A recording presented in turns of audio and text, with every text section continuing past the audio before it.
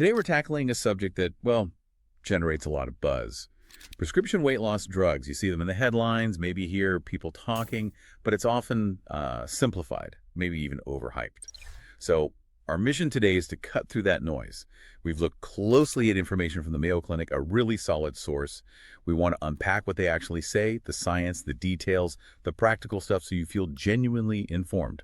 Okay, let's get into it. Yeah, and that's so important because there's just so much nuance here, isn't there? It's often presented very simply, but the reality is complex. Using credible sources like the Mayo Clinic is key.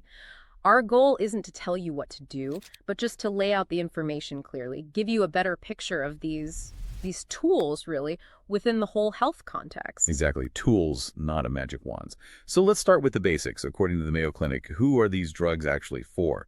Because it's definitely not for everyone just wanting to lose, 5 pounds. Right. The criteria are quite specific. The Mayo Clinic says they're generally considered for adults who have serious health problems because of their weight. And crucially, these are people who've already tried diet and exercise, but haven't lost enough weight to really impact those health issues. They talk about BMI, body mass index. Yeah. So like a BMI over 30, which is technically obesity, or a BMI over 27 if you also have a serious related medical problem like diabetes or high blood pressure. That immediately tells you it's a medical decision, not a cosmetic one. It needs a doctor's assessment looking at your whole health picture, your history. Right. It really drives home that idea of personalized medicine. It's not one size fits all. Medication is just one piece of the puzzle. A piece of the puzzle. I like that. Not the whole solution. So if it's a tool, how effective is this tool? What does the Mayo Clinic say about, does it actually work? Well, the evidence is pretty clear on that front. Okay. When used long-term, so we're talking more than 12 weeks, these drugs do lead to significantly more weight loss than a placebo, like a sugar pill. Okay. More than placebo. That makes sense. But here's the really key part.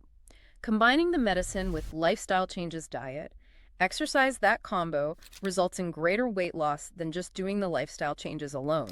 So it boosts the effect of diet and exercise. Exactly. Quantifying that, people using both might lose an extra 3% to 12% of their total body weight over a year compared to someone only doing lifestyle changes. 3 to 12%. Maybe it doesn't sound huge, but you're saying it matters. Oh, absolutely. Clinically, that's very significant.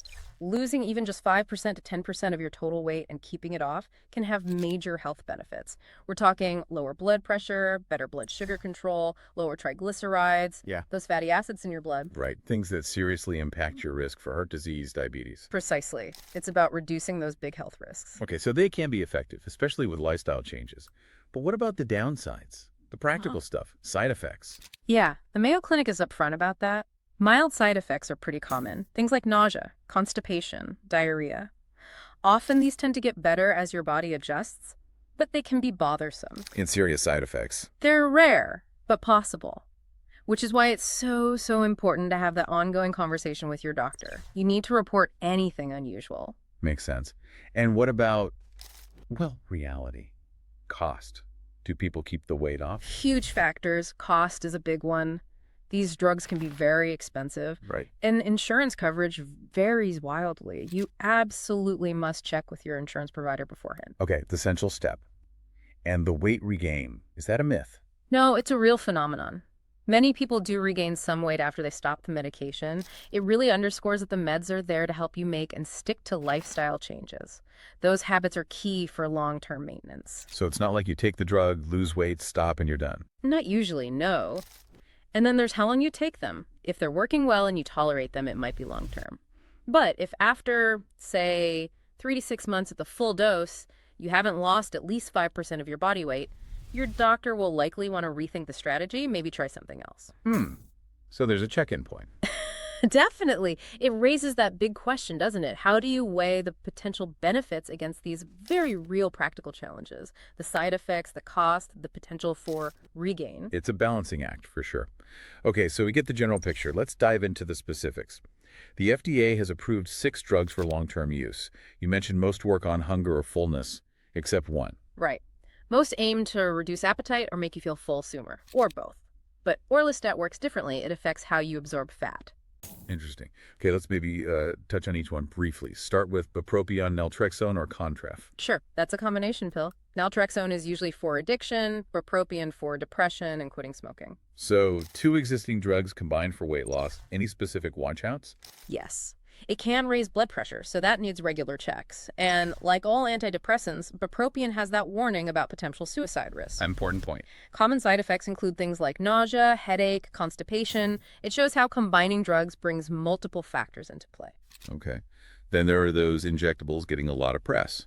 Liraglutide, Saxenda, and semaglutide, Wegovy. Right. Liraglutide is a daily shot, semaglutide is weekly. And interestingly, both are also used to treat type 2 diabetes. Ah, dual purpose. Side effects. Gastrointestinal ones are common for both. Nausea can be quite significant with liraglutide, sometimes limiting use. Semaglutide also lists nausea, vomiting, diarrhea, belly pain, headache, tiredness. The daily versus weekly shot can also be a factor for people. Yeah, I can see that. Okay, next, Orlistat. That's Xenical and the over-the-counter version, Allie. You said this one's different. Completely different mechanism. It blocks some of the fat you eat from being absorbed in your gut. So what does that mean for side effects? Well, because of how it works, you really need to stick to a low-fat diet. Otherwise, you can get pretty unpleasant effects like gas, oily spotting, loose stools. Right. Makes sense if it's blocking fat absorption. Any serious concerns? The Mayo Clinic notes rare reports of serious liver injury, but they also state that researchers haven't actually proven the drug causes these injuries. It's an association, not confirmed causation yet. Okay, nuance there. How about Fentermint, topiramate, or Qsymia, another combo? Yes, Fentermint is a weight loss drug, kind of like a stimulant, and topiramate is used for seizures and migraines. And Fentermine on its own is only short-term, right? Exactly. Adipex P, Lomera, those are just for less than 12 weeks. Qsymia combines it with topiramate for longer-term use. Downsides to this one. Well, Fentermint itself has potential for misuse because it's a stimulant. Side effects can include increased heart rate, higher blood pressure, insomnia, constipation, nervousness. But the really critical thing is topiramate. It significantly increases the risk of birth defects. Whoa, okay. So it's an absolute no-go if you're pregnant or planning to be. Strict birth control is usually required for women who could become pregnant. Very serious consideration. Definitely. Okay, last one, and this sounds really different. Setmelanotide or Imcivree? Ah, yes. This one is fascinating. It's FDA-approved, but only for people age 6 and up with obesity caused by one of 3 very specific, rare genetic conditions. So super targeted. Extremely. You need a genetic test to confirm you have one of these deficiencies, like POMC deficiency, PCSK1 deficiency, or leptin receptor deficiency. And how does it help those specific people? It works on pathways related to appetite and fullness, maybe even boosts calorie burning at rest. But, and this is important, it treats the obesity symptom. It doesn't fix the underlying genetic problem. Got it. It's a daily shot, too. Any unique side effects? Daily shot, yes. Side effects can include skin reactions where you inject, darker skin, nausea, diarrhea, belly pain, even things like unwanted sexual reactions, depression, and suicidal thoughts. And a huge warning, never give it to kids under 6. It can cause really dangerous reactions in babies and young infants. That really highlights how specialized these treatments can get. It's not just about general weight loss anymore, is it? Not at all. It's moving towards understanding the root causes, even genetic ones. So wrapping this all up, we've covered a lot of ground. The big message from the Mayo Clinic seems to be, these drugs aren't an easy fix. They're not magic bullets. They're tools.